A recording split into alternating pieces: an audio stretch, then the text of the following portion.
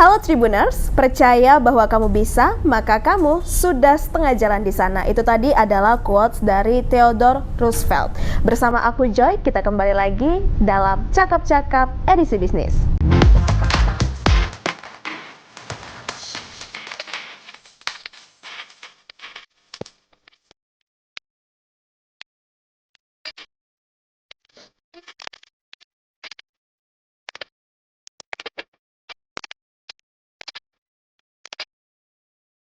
Nah, Tribuner, seperti yang kalian lihat, ini agak berbeda ya. Kita nggak di studio, tapi Joy lagi ada di Medan Tato Studio.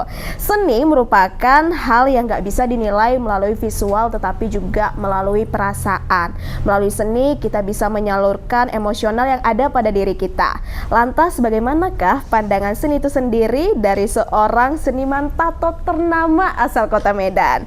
Nah, kita akan membahasnya di episode kali ini. Untuk itu, Tribun Medan telah mengundang narasumber kita dari Medan Tato Studio. Ada Bang Fedriko Purba. Halo Bang, apa Kak. kabar? Baik Kak. Loh, kok tiba-tiba mendadak diam ya Tribuners? Bang, sebelum cakap-cakap ini kita mulai, kita saksikan dulu video berikut ini.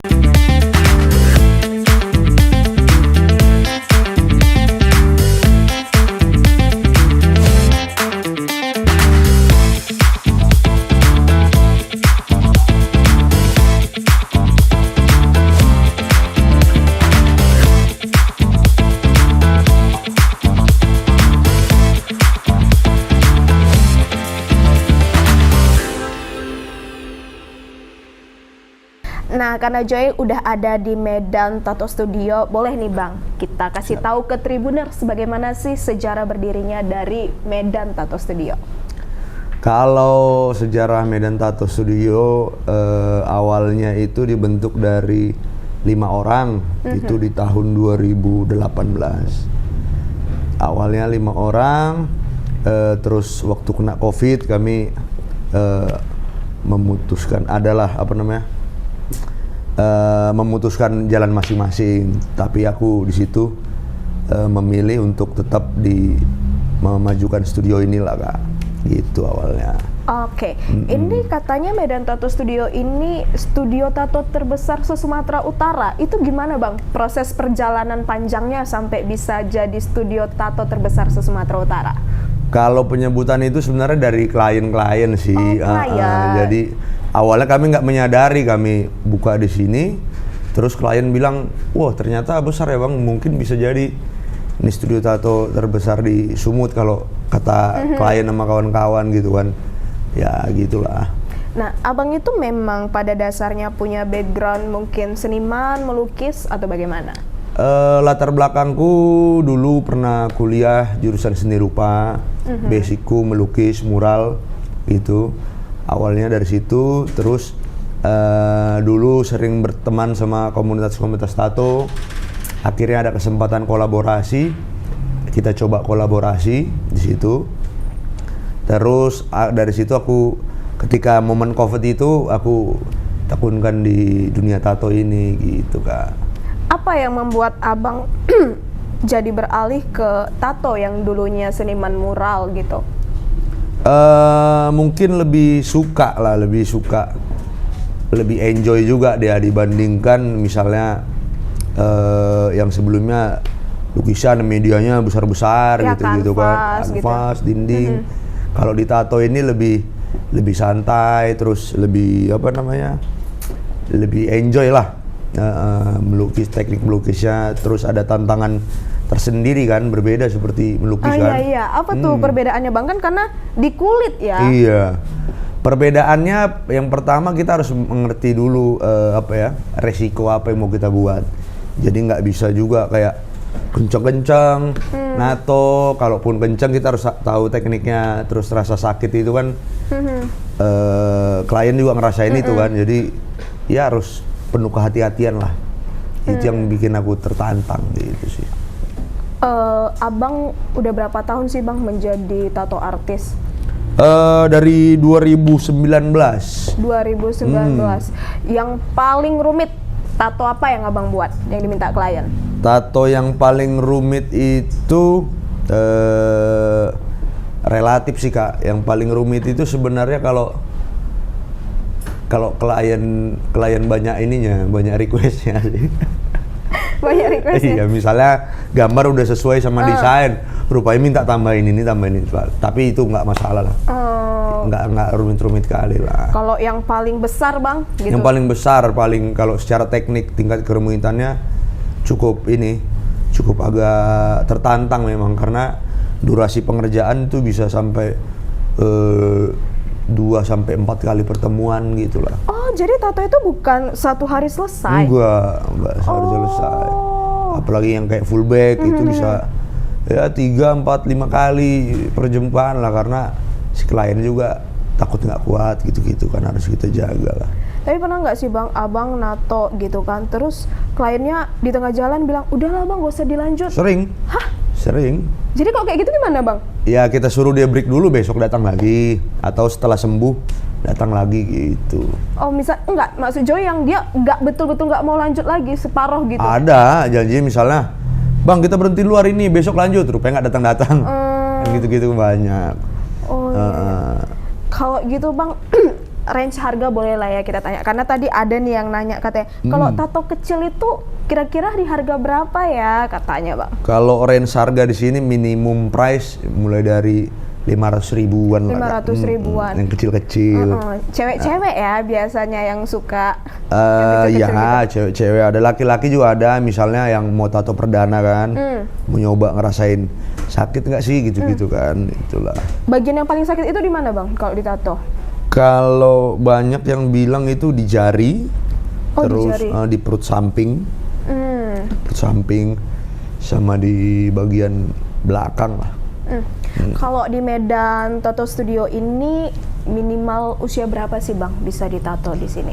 Yang jelas di sini anak sekolah nggak boleh. Anak sekolah nggak boleh? Nggak boleh ditato. Walaupun umur dia udah 17 tahun, udah legal gitu, udah punya KTP. Ya yang jelas kita harus ada izinnya dulu lah Kak, dari orang tuanya minimal kan gitu. Kalau tahu kita dia masih sekolah atau masih berseragam, ya pasti kita tolak gitu. Jadi ya mungkin kalau bilangan umur 18 lah ke atas lah. 18 ke atas. Nah Bang, di Medan Tato Studio ini kan enggak cuma tato aja ya kan yang dijual, tapi Joy lihat tadi juga ada piercing. Itu bagaimana Bang? Ada juga mural. Oh ya, di sini kebetulan kita banyak kolaborasi sama tim-tim kami juga, punya berbagai macam skill lah. Salah satunya piercing. Nama Instagramnya Medan Piercing. Di sini bisa proses penindikan kuping, hidung, biasa cewek-cewek itu kan, terus dan lain-lain lah.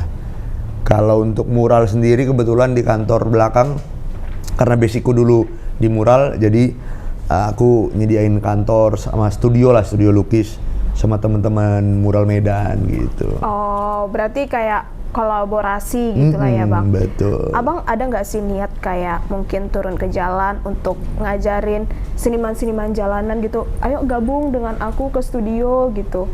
Pernah nggak Bang? Kalau itu sampai sekarang kita masih terus ya menjalin silaturahmi lah sama kawan-kawan yang di jalan juga. Kadang juga kita ke jalan gitu, kadang juga kita ke jalan. Kalau itu sebenarnya kita lebih pengen, kalau masalah edukasi lebih pengen ke sekolah-sekolah sih Kak. Ke sekolah-sekolah? Kedepannya iya. Nah, lebih ini. Abang kan memang dari dulu hobi gambar. Itu emang dari kecil kah? Atau karena belajar? Kebetulan aku keinginan belajar ke visual art itu waktu SMA. Di SMA? SMA. Di SMA itu aku suka desain grafis. Dari situ aku belajar kok desain kaos dulu lah. Desain lama-lama kok suka gitu kan. Terus ada satu inspirasiku dulu, tukang tato di Amerika namanya Chai Siagian. Orang Batak? Orang Batak, tapi udah meninggal. Dia khusus nato Gorga Batak. Oh iya? Dia di Amerika. Di Amerika sana? Iya. Dari situ aku termotivasi, kenapa nggak aku belajar gambar aja kan. Banyak aku belajar gambar tentang ornamen Gorga Batak dulu. Akhirnya ujian lah aku memutuskan aku kuliah di seni rupa di Medan. Nah, gitu. di seni rupa itu kita tahu kan katanya ya Bang, itu susah tamatnya katanya kok dari seni rupa. Abang ada nggak merasakan mungkin dulu karena sibuk nge-show di luar, alhasil jadi berimbas kepada akademi Pasti Abang? pasti Kak. Kebetulan dulu tujuanku adalah memang pengen berkarya aja sih. Jadi ketika aku dihadapkan dengan masalah-masalah kuliah, bukannya aku menyepelekan kuliah enggak, tapi aku memprioritaskan berkarya dulu sih dulu. Jadi kemarin sampai kalau boleh cerita 7 tahun aku wisuda. 7 tahun? Iya, hampir DO kemarin. Iya kan sekarang 7 tahun itu udah DO, Iya. apalagi di negeri ya. Iya, Tapi di negeri. alhasil berhasil. Ya puji Tuhan lulus lah. Oke. Nah Bang, kita kembali lagi ke Medan Tato Studio ini. Abang punya tato artis lain nggak? Kita di sini ada 4 tato artis sama 1 piercer. Oke, Di itu situ. Abang merekrutnya bagaimana? Adakah pelatihan kepada mereka? Awalnya dulu dari perkawanan atau kenal-kenal, terus sebagian juga ada rekrut. Ketika mereka masuk kita jelaskan tentang SOP, terus pelatihan, terus standar-standar yang harus kita lakukan sebelum bekerja itu memang wajib lah Kak. Gitu. Apa bedanya Medan Tato Studio ini dengan studio-studio lain yang mungkin serupa lah gitu kita bilang Bang? Kalau untuk perbedaannya mungkin ya Kak, yang berbeda di Medan Tato sama studio yang lain di Medan mungkin kami lebih ngetim sih, kami lebih rame lah. Istilahnya ada 4 orang tato artis gitu, jadi nggak selalu menunggu antrian gitu. Oh. Jadi klien datang ya udah langsung kerjain. Oh berarti gitu. bisa on the spot ya? Iya bisa on the spot. Nggak waiting list Nggak waiting list, nunggu bookingan, tapi tergantung si artisnya sih. Nah Bang, pernah nggak sih Abang nato selebriti atau selebtok atau selebgram? Beberapa kali mungkin pernah Kak, cuman kadang kurang memperhatikan lebih dalam sih, karena paling yang kenal-kenal ada lah, kayak misalnya Vito mana tuh? Vito Sinaga itu Vito kan. Sinaga, tiktokers ya? Si siapa? Vincent Hulu. Oh itu ini kan, apa pelaut itu kan? Ya pelaut. Mhm. Terus Brando Mamana, orang WFC One Pride, si JK Saragi. Oh JK Saragi? JK Saragi juga terakhir nato aku yang di nato. sini? Iya. Wow, udah banyak sekali ya berarti testimonial dari Medan Tato Studio puji ini. Tuhan lah Kak. Oke, ada nggak sih Bang promo untuk Tribuners yang mau nato di sini? Promo untuk Tribuners ada. Kita Apa lagi tuh? ada promo bulan Ramadan. Oh, Jadi up sampai 50%. sampai 50%. Iya Kak. Bagaimana, Itu dari Bang? jam 10 sampai jam 5 sore aja. Jam 10 sampai jam 5 sore dan Iya. pastikan kalian usianya udah legal ya. Jangan anak sekolah pula kalian datang ke sini ditolak. Bang, ini ada Joy mau tanya ya. Siap, Kak. Kayak tato, ini kan sering jadi skeptis bagi masyarakat. Abang bagaimana melewati hal itu? Misalnya seperti apa tuh Kak? Kayak orang ngelihat, ini si Rico ini tukang tato. Ada nggak pernah dapat intimidasi dari masyarakat atau dari keluarga karena profesi yang abang kerjakan? Mungkin awal-awal dulu sebelum terjun serius di dunia tato, mungkin keluarga dulu sering menganggap tato apa dosa segala macam gitu Iya. kan. Tapi kembali lagi Kak, ketika misalnya mindset masyarakat atau keluarga kita seperti itu, kita tunjukkan sisi positifnya gitu kan. Kalau aku pribadi ya, aku menunjukkan melalui prestasi-prestasi itu gitu kan. Aku bisa berkarya, aku bisa ya menghidupi diriku dari kesenian ini gitu kan. Terakhir orang juga melihat ini sebagai bentuk perjuangan kesenian, bukan lagi tato itu kriminal apa segala macam gitu sih. Nah ini Joy ada lihat juga kayak piagam, ada piala. Itu Ya. bolehlah abang ceritakan kepada Tribuners, itu piala apa, piagam apa? Oh, kalau piagam dan piala ini kita juga kadang-kadang ikut kontes di luar, kontes tato, kontes melukis, itu mungkin hasil dari kontes-kontes itu loh Kak, lomba-lomba gitu. Abang pribadi yang ikut?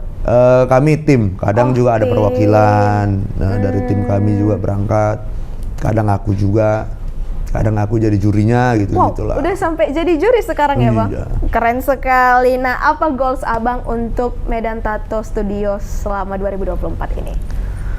Goalsnya Medan Tato mungkin lebih Medan Tato atau dunia pertatoan di Medan? Ini aja Oke. studio kita ini Bang, bisnis Abang. Harapannya lebih maju, lebih dikenal orang, dan lebih banyak bule lagi yang kenal sama kita. Bule? Iya. Oh berarti Abang targetnya itu juga tamu mancanegara? Iya Kak, kita ini sebulan mau 4-5 orang bule datang khusus Medan Tato. Oh iya? Iya. Orang itu biasanya tahu itu dari mana Bang informasinya? Biasa dari media sosial, terus rekomendasi dari teman-teman sebelumnya yang sudah pernah nato, dia ngerekom studio tato kita inilah gitu. Mulut ke mulut lah ya Iya. Bang?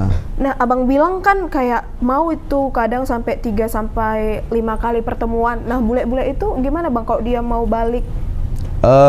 Biasa bule-bule ya sekali atau 2 kali sesi aja. Terakhir kami nato itu si siapa? Guru jujitsu, dia lagi dikontrak sama Pon Sumut. Dia kan karena lama di sini jadi enjoy aja gitu, bisa 3-4 kali pertemuan lah. Kalau dari Dari Brazil ya. ketahanan tubuh mereka Bang mana lebih tahan sakit, pain tolerance-nya? Orang Indonesia atau yang bule-bule itu? Relatif kalau itu Kak. Oh itu relatif Iya ya? relatif Kak. Ada memang yang orang Indonesia yang memang kuat kali kan. Ada yang bule juga nggak terlalu kuat gitu. Itu relatif sih Kak. Oke itu relatif ya, Joy kira karena dia mungkin orang luar. Cuman rata-rata memang kebanyakan mereka Jenggo lah kita bilang ya. Iya. Lebih Karena sering- tahan. Heeh. Oke Bang, pertanyaan terakhir sebelum perbincangan kita ini selesai. Ya. Apa nih pesan-pesan yang mau Abang berikan mungkin kepada seniman tato atau seniman mural yang ada di luar sana? Kameranya di sana ya Pak? Oh. Pesan untuk kawan-kawan seniman lainnya yang ada di terus berkarya lah. Terus berkarya, terus melakukan hal-hal yang positif gitu ya sih Kak. Sama apa ya? Ya terus percayalah bahwa ketika kita menghidupi seni juga akan menghidupi kita gitu. Wow, ketika kita menghidupi seni akan menghidupi kita. Wah, keren sekali ya Tribuners. Baik Tribuners, sekian dulu acara cakap-cakap kita kali ini. Jangan sampai ketinggalan untuk episode selanjutnya. Aku Joy beserta kru yang bertugas pamit undur diri. Bye Tribuners.